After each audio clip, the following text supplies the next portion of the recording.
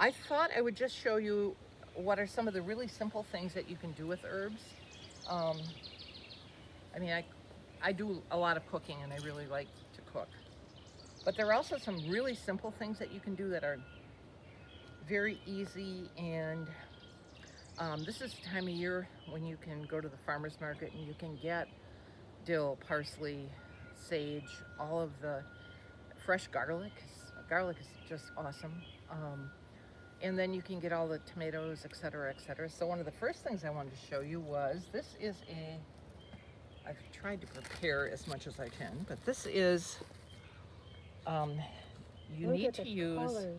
you need to use fresh tomatoes, heirloom tomatoes, different colors, sizes, shapes, and then this is a little fresh onion, a little green pepper from the garden. This is called actually Polish tomatoes. I got it the recipe years ago. So with the sliced tomatoes, you want to do salt because the salt is going to draw out the juices. And tomatoes are acidic, and so you really don't need to use, it's going to kind of make its own vinaigrette. And then we have some olive oil. Oh, yeah, well, pepper, I guess, would be good. Do a lot of Pepper's pepper. always good. Pepper is always good. This is really nice if you have a lot of tomatoes and you have a big, nice platter and you're having people over. This is really very impressive. These are not the greatest tomatoes, but that's good. what They I look had. Very good. My tomatoes are just starting. So salt, pepper, and actually quite a bit of salt. And then this is a combination that I didn't really know about until several years ago, and I've been making this for really a long time. And it just seemed like an odd, very un-Polish recipe, but it's parsley. Just parsley on top of here. So it's parsley and then, oops, see, you're outside, you can throw it wherever you want. It's parsley and dill. Okay, I can see parsley and dill. It sounds Polish, right? Sure. Parsley and dill. Parsley and dill belong everywhere, right? They do. They're some of my favorites anyway. So parsley and dill. And then here again, raspberries will love it. And then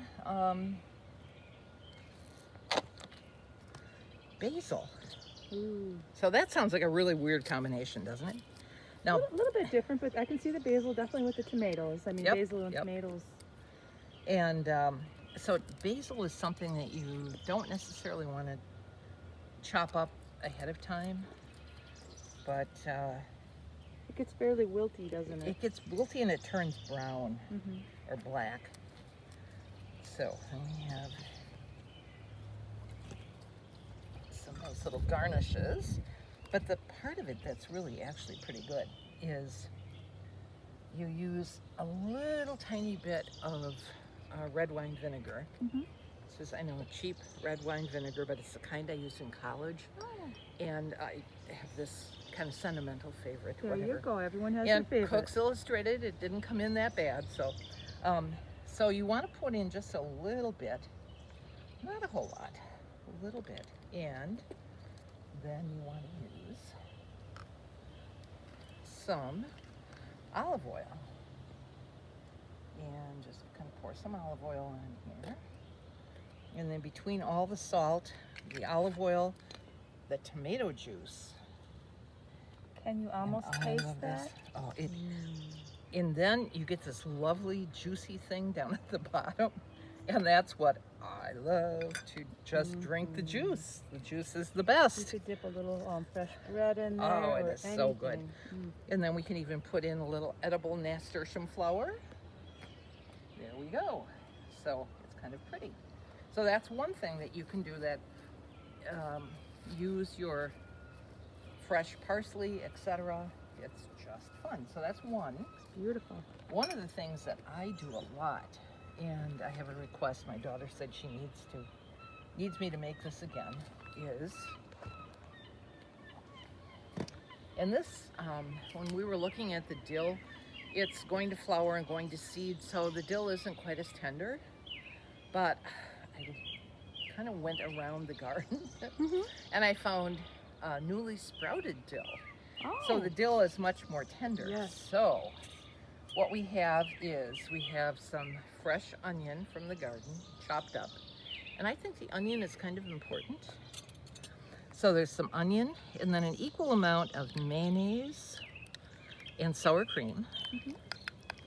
And then The fresh dill. the fresh dill. And The you really superstar. can't do too much fresh dill. It's actually pretty good stuff. And here again, let it sit for an hour. It smells so delightful. Oh my goodness. Well, And I have a mask on, people, and I can smell this oh my goodness, it's just incredible. and not that I'm partial to the potato chips in the yellow bag, but I just think that's the best. I swear to That God. accompanies the dill. I can Dill. sit and eat this. Oh, it is so bad.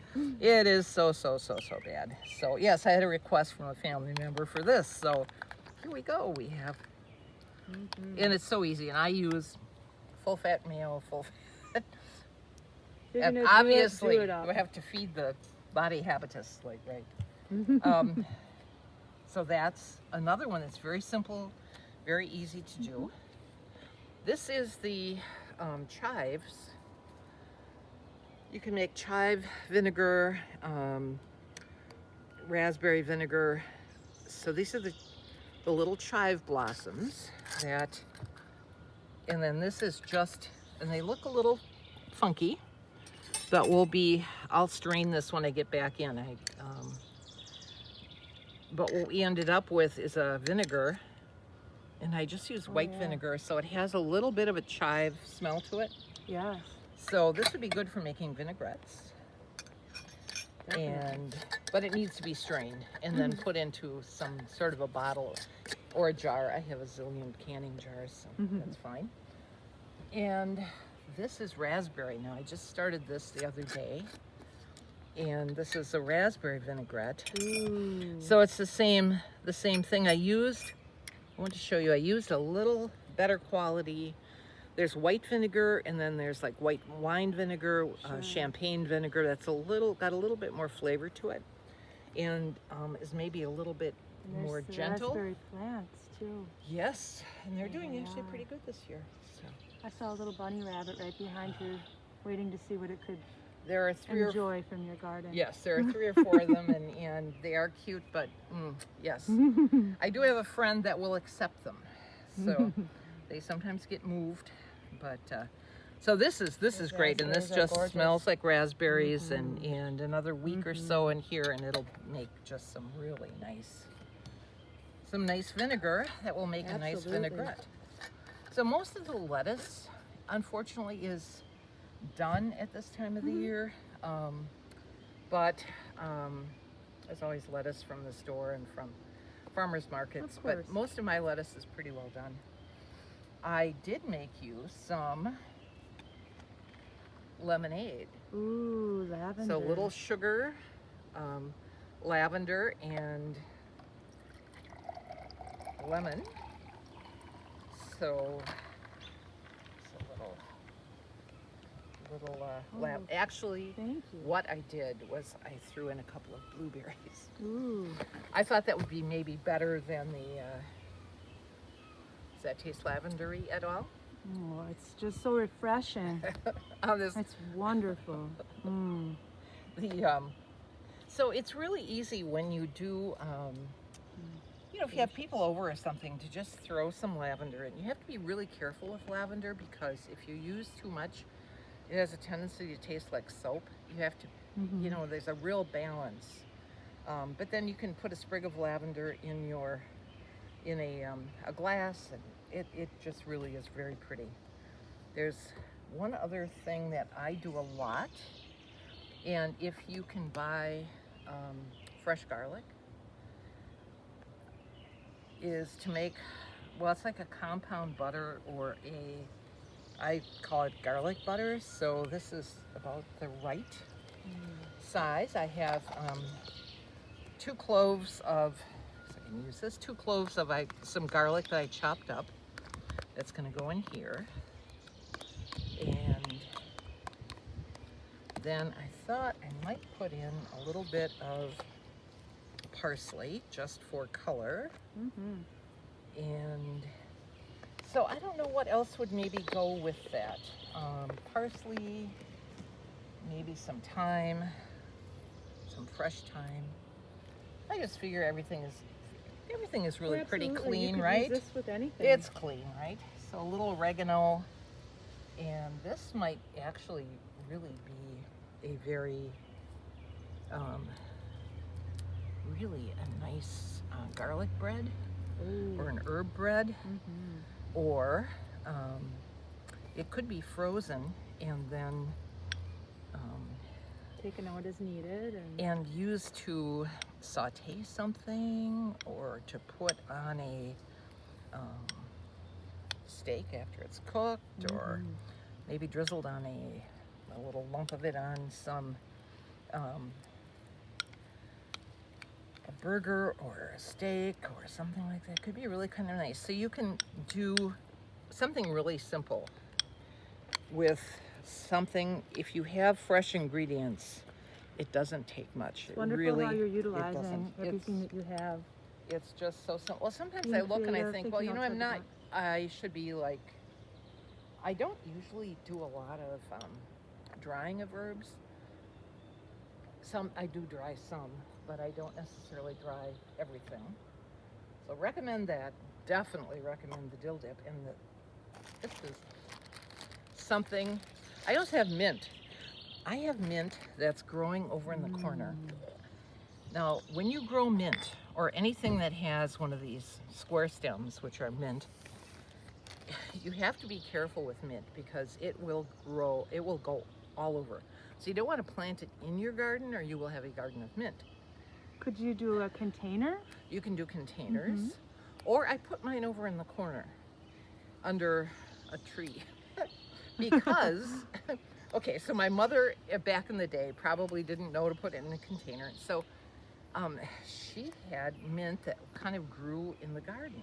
Oh. And then as she got older and there became less and less garden and more lawn, and then she stopped cutting the lawn and I started cutting the lawn.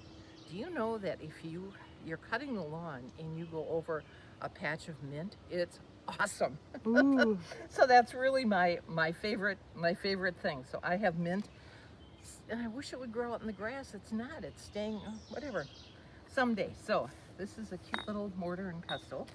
A little, I don't know, is this a rack of lamb? Ooh. I'm not going to maybe put it together right now because I'm not quite ready to cook this. Sure. But something this small really needs to be maybe rubbed with this little mixture that I'm going to make for half an hour or so. It's fairly small. If you had like a lamb shoulder, it could be maybe 2 hours. Okay. Leg of lamb, about 2 hours. But for something like this, I'm thinking more like just half an hour. So I have some freshly pulled garlic, which I want to crush up a little bit. And then Look at that, folks. and I'm just going to make a little rub to rub on that. And like I said, I'm not going to cook it up right now, but well, it doesn't. Let's start a little smaller here. And so fresh garlic is just oily and juicy and really, really good. The thing that's kind of fun about it is, I mean, I grew up in kind of my mother's kind of German from kind of the part of Germany that's now Poland. So I have that cuisine, which I think of as food, the way, you know, it's the food you grew up on. Polish and cuisine. Then Polish, German, and then my dad's English from more south. And then I grew up in a Scandinavian church. So You have the full spectrum. That's so I have good. the full spectrum of Northern European cooking. And so, you know, when you do something like lamb, you maybe want to look to where in the world do people, where's their usual where do people eat a lot of lamb?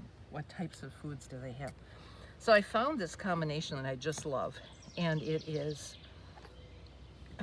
garlic, mint, Ooh, and then some lavender.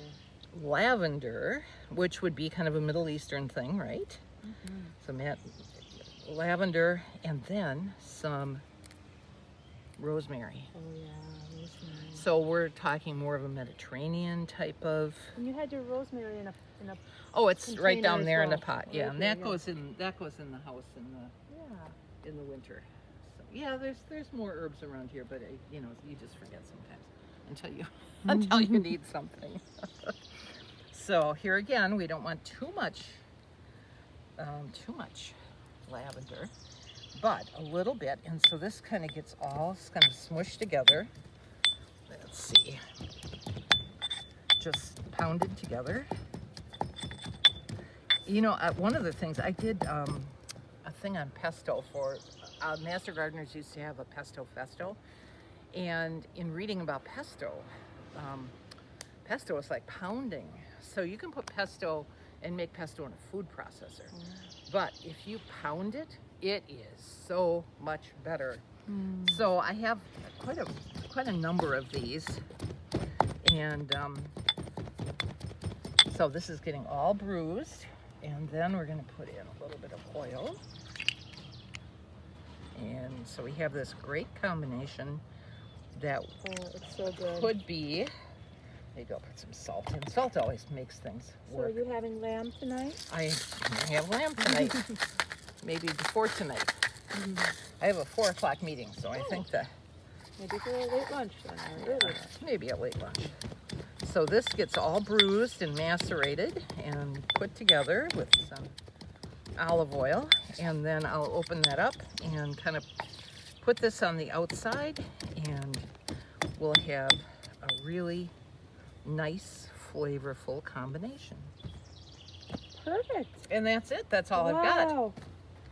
It's fantastic, Helen. Thank you so much for your time. You are welcome. It has been fun.